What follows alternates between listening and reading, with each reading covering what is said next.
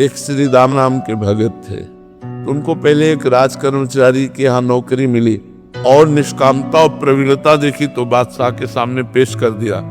तो बादशाह ने उनको निष्कामता के कारण ही खजांची बना दिया।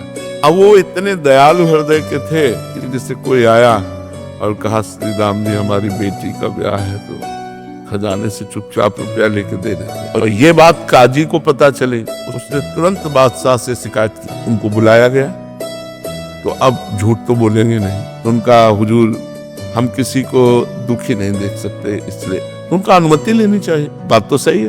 उनका तो काजी से कहा तुम इसकी दंड विधान करो।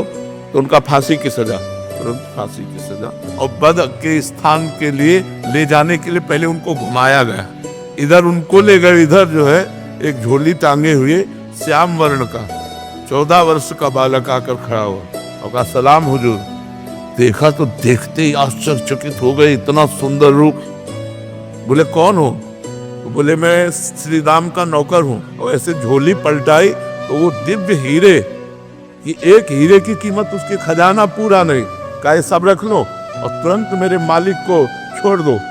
और इधर उनसे पूछा गया कि अब आखिरी तुम्हारी इच्छा क्या है? महाराष्ट्र में विट्ठल भगवान है, उनके वो सेवक थे, तो उनका एक बार केवल झांकी करवा दो।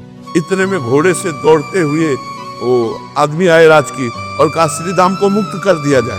तो बादशाह ने बुलाया और कहा कि वो तुम्हारा नौकर वो हीरे डालकर पता नहीं कहाँ चला गया। तुम इतने धनी थे, हमें क्या पता कि हम तुम्हारे गुलाम बन सकते हैं। ऐसे हीरे तुम्हारे पास है, तुम्हारा नौकर लेकर के आया, तुम पहले क्यों नहीं बताया? तो उनका हुजूर हम आपके ही नौकर हैं, हमारा कोई नौकर नहीं है, आप विश्वास मान। बोले कैसे विश्वास मान? वो कह के गया। बोले क्या नाम बताया? बोले बिट्टू।